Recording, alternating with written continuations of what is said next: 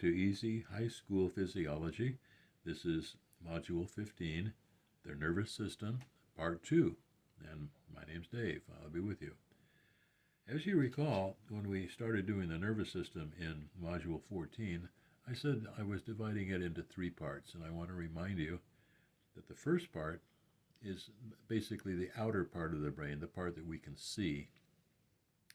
And the part 2, we're going into what I call the inside of the brain, the internal parts of the brain that have a lot to do with emotion and keeping you alive. Part 3 of the nervous system, we're going to go in more into the nerves and the nerve cells and how those nerves transmit messages and reflexes and things like that. So, just to give you kind of an overview there, we have done part 1 already to the nervous system. This is part 2. So we're now going into what I call the inside or the internal parts of the brain. Okay, so move this out of the way. And we're going to take a look at a picture that we've seen before. This is the external part of the brain, which was in the last module. Just a reminder that we were able to see the frontal lobe here, the parietal lobe here, the occipital lobe here, and the temporal lobe here. All right. I'm not going to go into detail because we've already done this in the last module. There were 2 speech centers, the Broca's area here and Wernicke's area here. All right. And we also looked at the cerebellum, which is here, which had everything to do with balance and coordination. All right. We also said that this was the brain stem right here. We didn't pay a lot of attention to it, but if we follow the brain stem up further into the brain, we're going to go into the part that we're going to look at today. If we take the brain stem and go further down, we go into the into the spinal cord. All right.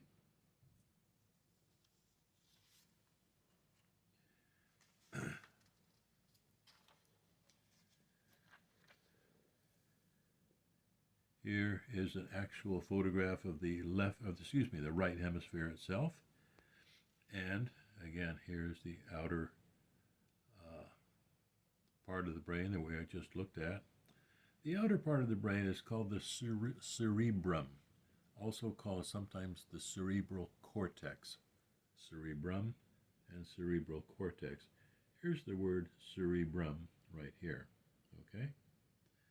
And what we're going to be doing today is looking at this part of the brain here, deep inside the brain, that again has a lot to do with our emotions and the basic vital processes that keep us alive.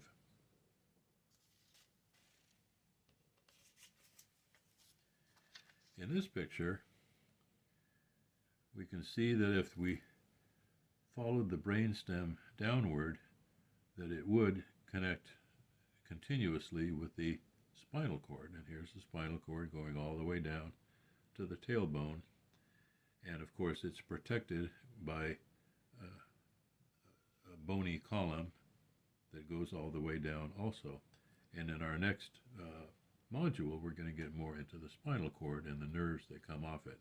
But I wanted to show you here that as you went further into the brain, we get into the internal part, and as we go further away from the brain, we get into the spinal cord.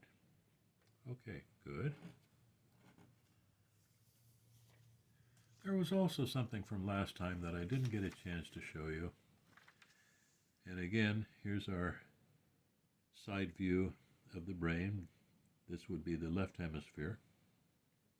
If we opened it up a little bit here, between the frontal lobe here and the temporal lobe here, we can see, looking inside, that this area right in here has everything to do with taste. We haven't talked about taste very much. And this area right in here has everything to do with smell. Smell. Now the fancy word for taste is gustatory. Gustatory. So it's the gustatory sense. And the fancy word for smell is olfactory. Olfactory sense. Both located right in this area of the temporal lobe. Okay, very good. Now, for today, we're going to get into what I call the inner brain. The inner brain. And I'm going to introduce a few vocabulary words to you. I want to remind you that our course is oriented toward 9th and 10th grade students, so I do everything that I can to save them from over vocabulary, too much terminology. But there are some words that we need to know. As we go into the inner brain, we're going to run into a structure called the medulla oblongata. Now, oblongata just means sort of oblong, sort of the size of it or what it looks like. If you want to just use the word medulla, that'll be fine. But often you will see medulla oblongata. This is a portion of the inner brain. We'll also come into a structure called the pons, a structure called the thalamus, the hypothalamus, the limbic system, and the pituitary gland, which is often called the master gland of the body because it releases so many hormones that do so many tasks. So these are the vocabulary words. Let's move into the area of the brain where we find these structures. I think we've seen this picture before, and let's look at it again. Here's the brainstem right here, and if we follow it down, of course, it will go into the spinal cord. But here we have the medulla, right here, medulla oblongata. Just above that is the pons. This area right in here is the thalamus. Just down this way from the thalamus is the hypothalamus. And then this structure right here is the pituitary gland. All right. And the limbic system is a little bit harder to point out, but it takes in this area right in here. A number of structures comprise the limbic system, and we're not going to go into great detail about that today because too many vocabulary words.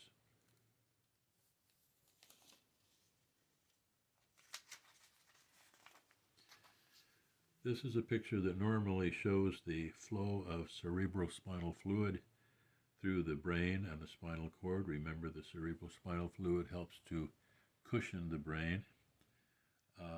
But it's a good picture showing what I just went over. This time I have it marked a little bit better. Here's the brainstem, and as we can see, this is the medulla oblongata. Here's the pons. Here's the thalamus. Here's the hypothalamus, and here's the pituitary gland. And then this whole region right in here comprises the limbic system. Okay, good. We're going to magnify that a little bit here for you. And we can see here's the medulla, the pons, the thalamus, the hypothalamus, pituitary gland. By the way, here's that corpus callosum, a little bit better, the structure that holds the two hemispheres together. Okay.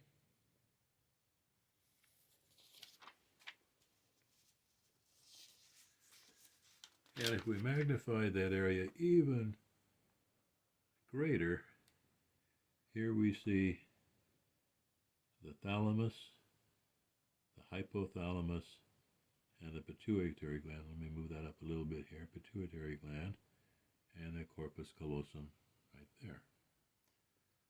Okay, very good. Now, let's get into the functioning of these various structures, what they do. Because again, I want to remind you they have a lot to do with keeping you alive, and they have a lot to do with your emotions. In keeping you alive, it also is true that it's nearly all involuntary. You have no control over these processes. They happen automatically. Okay. So our first look is at the medulla oblongata, or just call it the medulla. What does it do? What functions does it carry out? Well, how about breathing? Heart rate, how fast the heart beats. Blood pressure, coughing, sneezing, and swallowing. Now, most of these are involuntary actions. You can decide to swallow, but during the day you swallow automatically without thinking about it.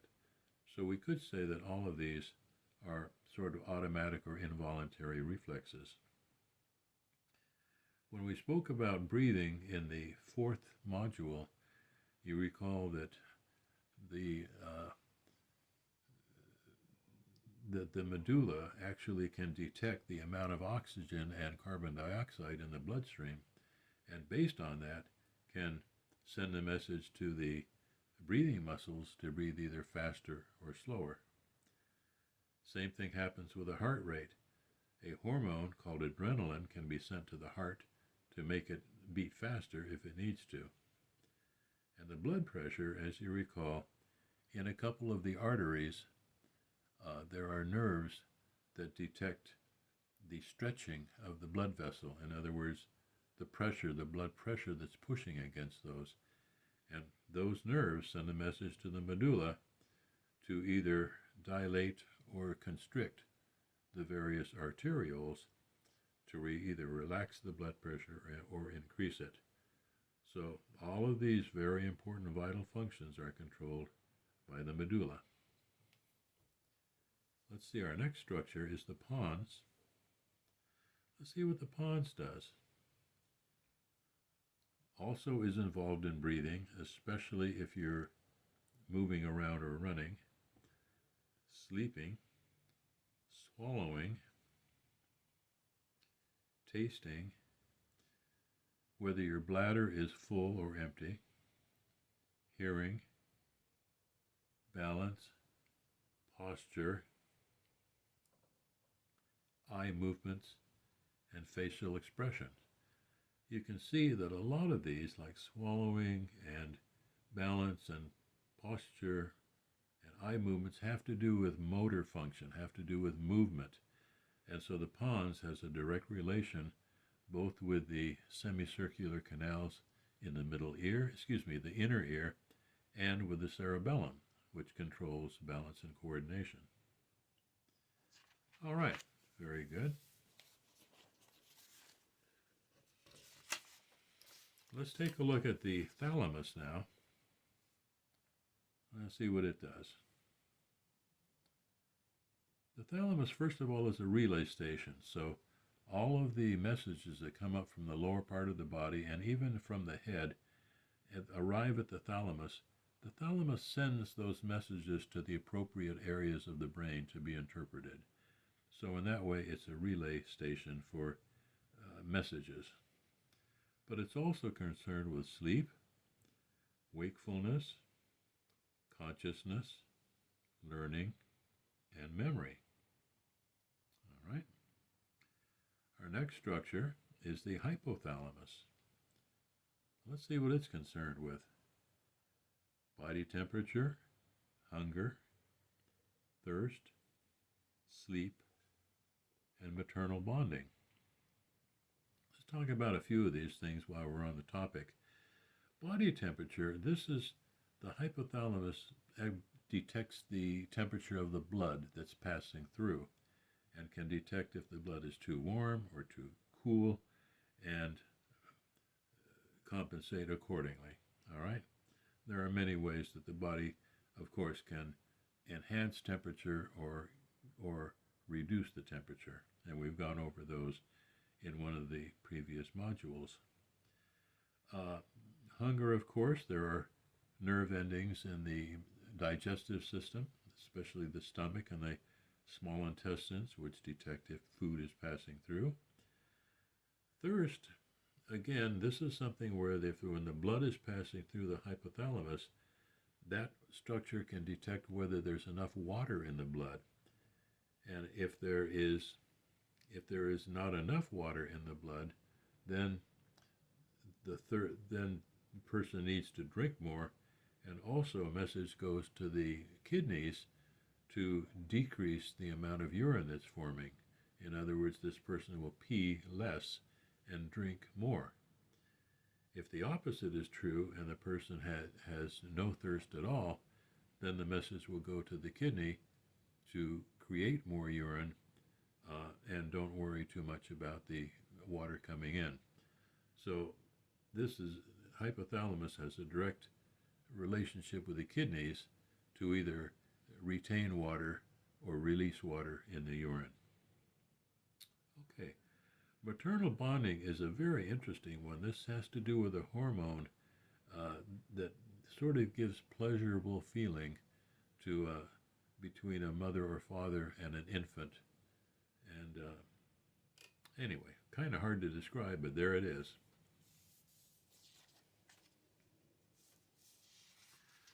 Let's move on to our next. What happened?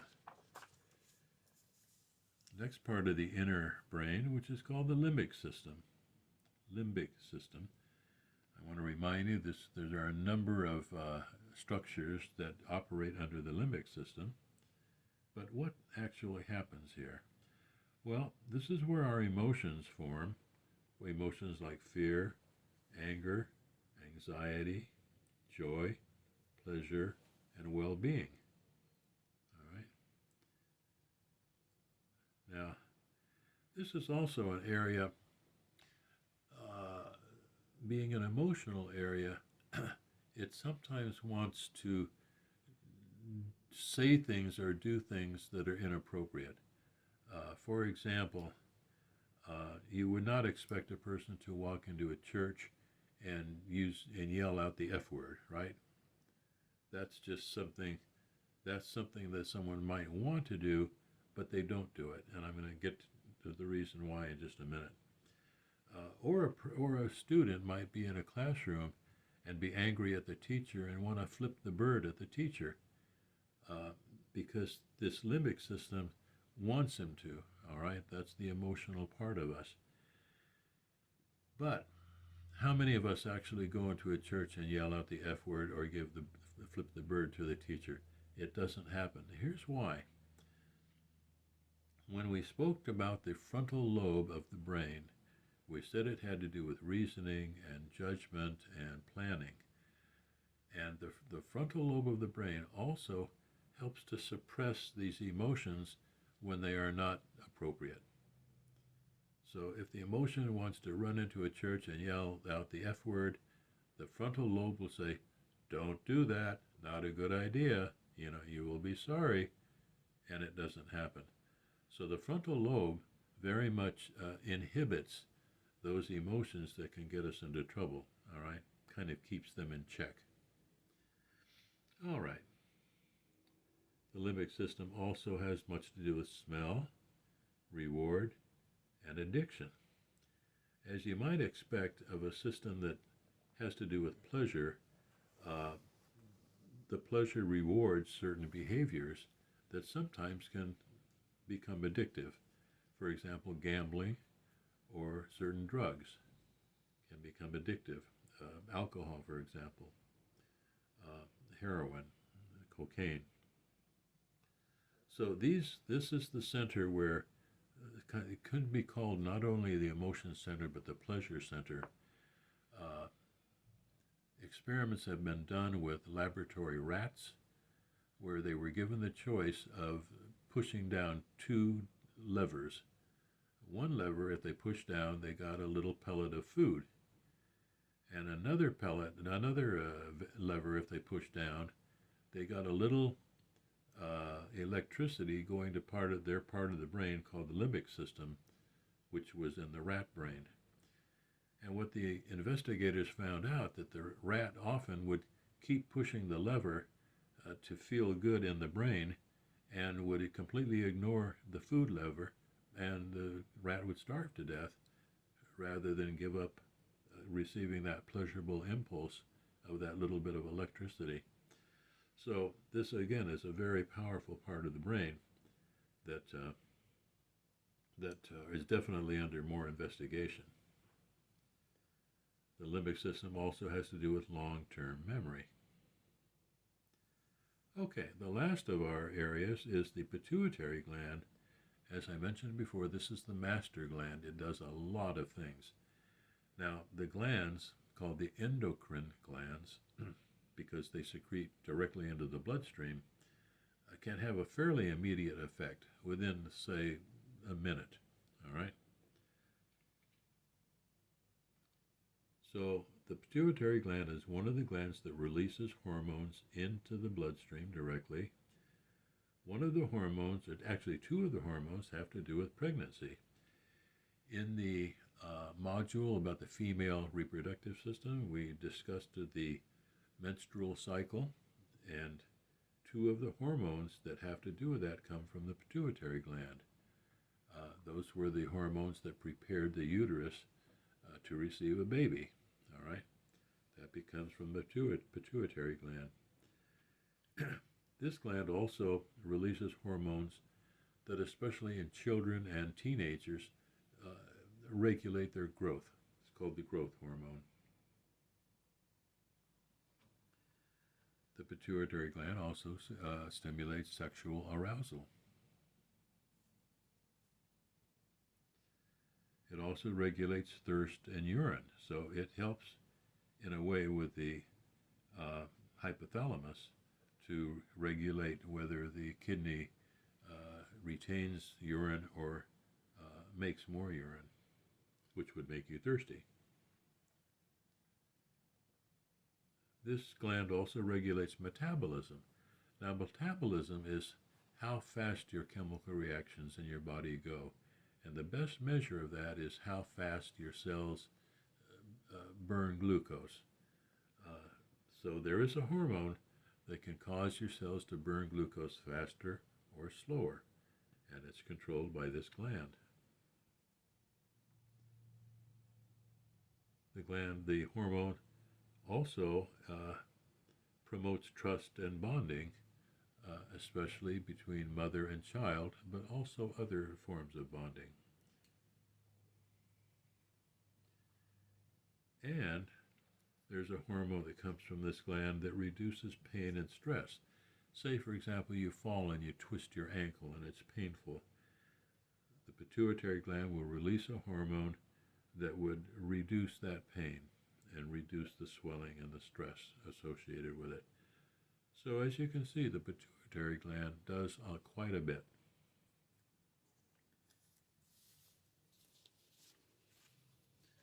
We're going to switch gears a little bit now and talk about not so much structural areas of the brain, but functional abilities of the brain. And these can be divided down into two main parts: the somatic nervous system and the autonomic nervous system. Now, the somatic nervous system is that part of our nervous system that we control. If I say, I'm going to move my finger, and I go like that, that's the somatic nervous system. If I say I'm going to speak with my voice, that's my somatic nervous system. On the other hand, you have the autonomic nervous system, which is really automatic, but they call it autonomic nervous system, which is involuntary. And this controls everything that you have no control over. And we're going to move to that area right now. That topic, not the area. A very good example of the autonomic nervous system taking care of us is when we're sleeping.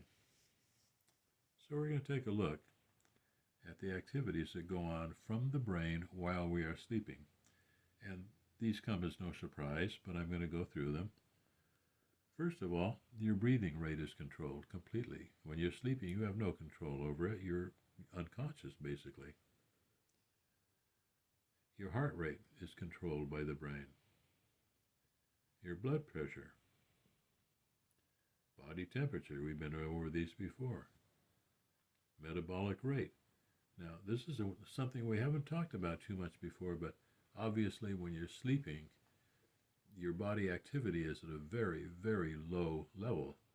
And so there's not a need for your body cells to be producing lots of heat or burning lots of food.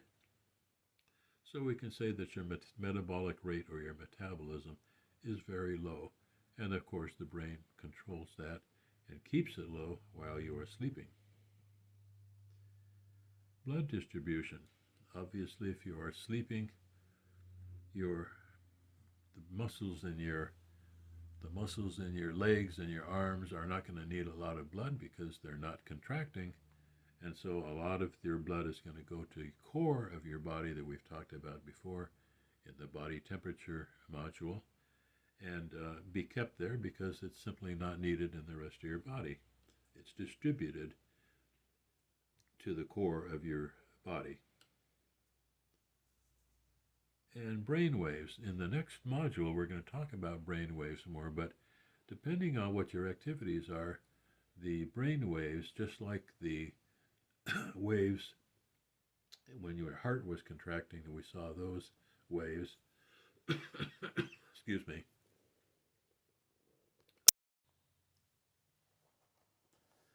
as I said, there are brain waves that change depending on the activity of your body. And we're going to take a look at this in the next module in more detail. So again, while you are sleeping, all of these functions are controlled by the autonomic part of your nervous system. Now, there are actual nerves associated with the autonomic nervous system. And we can divide the autonomic nervous system into two branches, the sympathetic and the parasympathetic. Now, the sympathetic nervous system actually has nerves going to certain organs for certain purposes, which we'll see in a minute. The parasympathetic nervous system has different nerves going to the same organs for different purposes. So we have the sympathetic and the parasympathetic. What is the difference? Well, in general, the sympathetic system prepares you for action, prepares you to run or to fight or to do some kind of action. And in a sense, it's going to jack up all of your abilities and senses, which we'll see in a minute. Once your action is completed and you're finished, and you need to come back down and relax again, your parasympathetic nerves will kick in, go to those same organs, telling them to calm down and relax and come back to normal. So we have the sort of jack up area of the nervous system and the calm down area of the autonomic nervous system. Let's look at a practical example. Let's say you're going to run the 100-meter dash, okay? Many of you have probably done that before. So let's take a look at what happens inside your body. We're going to do a foot race, 100 meters, and see how the autonomic part of your nervous system is controlling you, okay? So the first thing that happens as you take off from the starting blocks is your pupils are going to dilate. Why would they do that? Because when you're involved in some kind of action, whether it be fighting or running, you have to be aware of everything around you. Your eyes have to open up more, your pupils have to dilate to let in more light so you're able to handle anything that comes along. Your hearing will be more sensitive. Again, if you're involved in some action involving muscles and moving, you have to be able to respond to things that you hear. So your hearing will be more sensitive. Now, there will be a release of adrenaline from your adrenal glands, which are on top of your kidneys. We didn't get a chance to talk about this before. Adrenaline, of course, is the hormone that gets you ready for action, like fighting or running. And what it actually does is it increases the heart rate, increases the blood pressure, and increases the breathing rate. All of these are done automatically, but we say autonomically. Also, the arterioles in your legs are going to dilate because more blood is needed for those muscles in your legs because you're running. However, arterioles in your digestive system are going to constrict because you don't need to be digesting food while you are running, right? Your sweat glands are going to be more active. As you're running that 100-meter dash, it's likely that it's going to be on a sunny day. It's going to be fairly warm, and you're going to overheat. Your body is going to overheat a lot because your muscles are contracting like crazy. And so your sweat glands are going to have to kick in to cool you off. Your liver is also going to release glucose. Again, we did not get a chance to talk about this before, but one of the functions of the liver is to store glucose, and it is a different compound, and when you need it, the liver releases it into the bloodstream.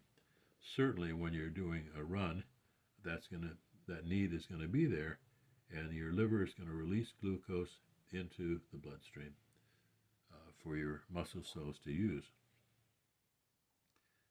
And finally, your RAS. We talked about this before, reticular activating system. This is the part of your brain that concentrates you, so that if you're at a party and there is noise and everything, you're over on the side playing chess, you can play that chess game with complete concentration and filter out all of the sounds of the party. We talked about this in the last module. Here, if you're running this race, you want to concentrate completely on the race and filter out every other stimulus that's coming your way. And the RAS helps you to do that.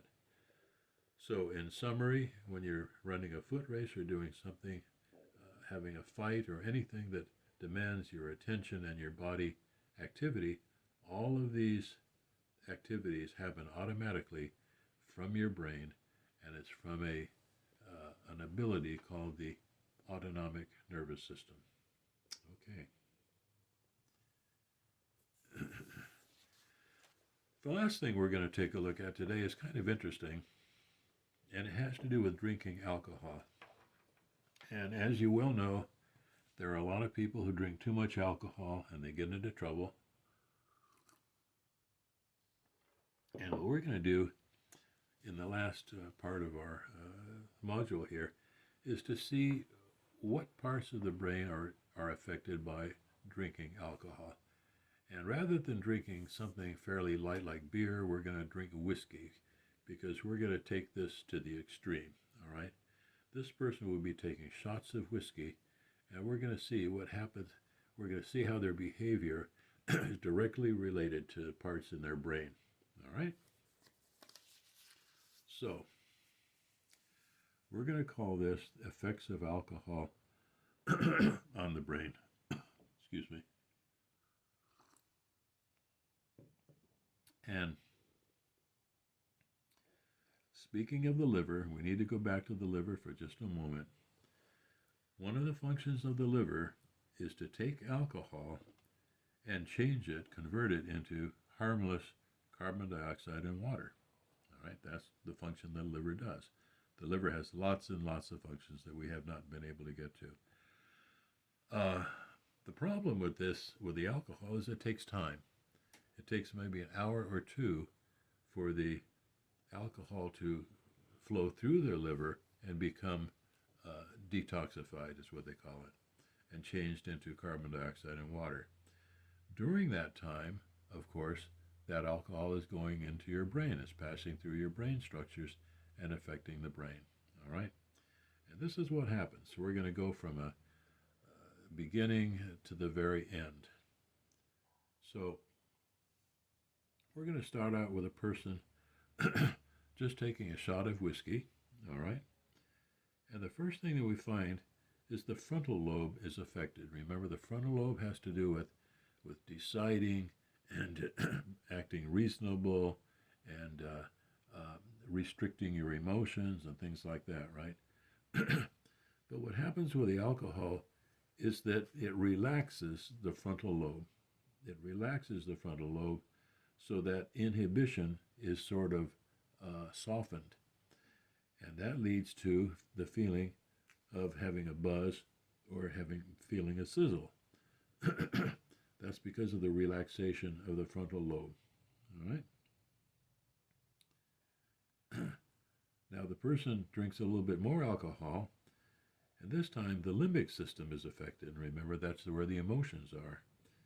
And what's going to happen is there's going to be a feeling of feeling high or pleasurable because those emotions are relaxed now. Remember, the frontal lobe is, which holds things in check, is suddenly released or allowed not to hold things in check, and the limbic system kicks in and gives you a pleasurable high and a pleasurable feeling. Now the person drinks a little bit more alcohol, and let's see what happens next. The frontal lobe again is affected, but this time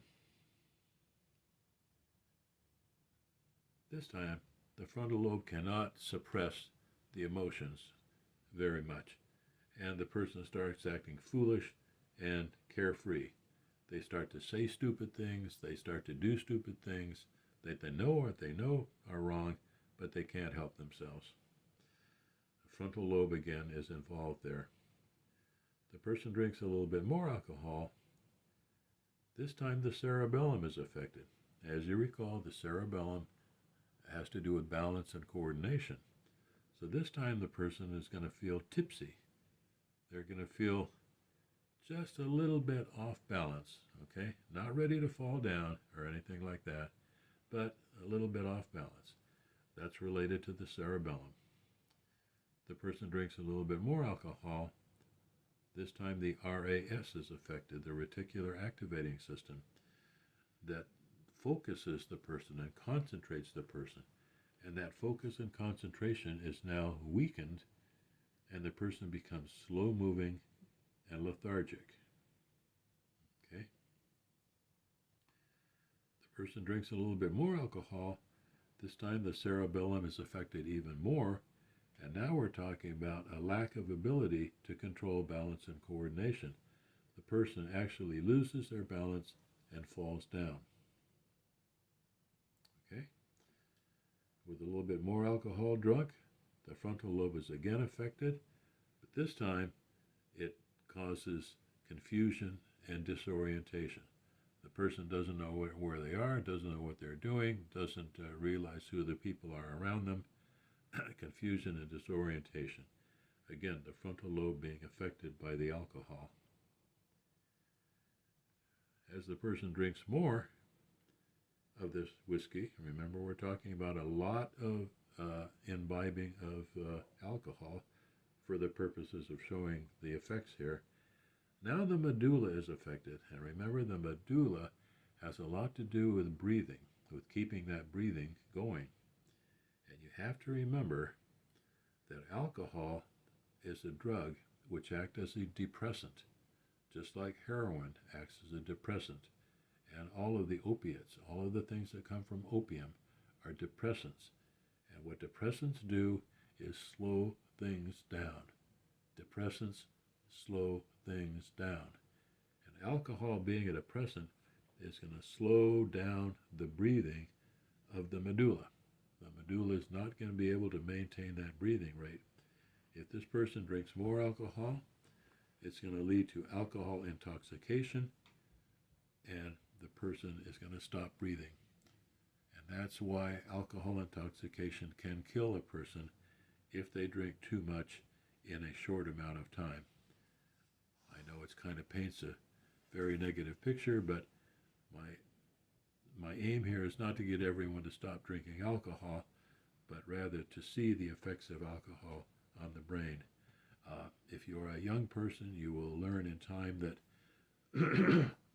that the mature way to drink alcohol is to drink maturely and to drink in small amounts so that you are in control, so that you can enjoy the benefits of alcohol without enjoying all of the detriments which we see here. All right?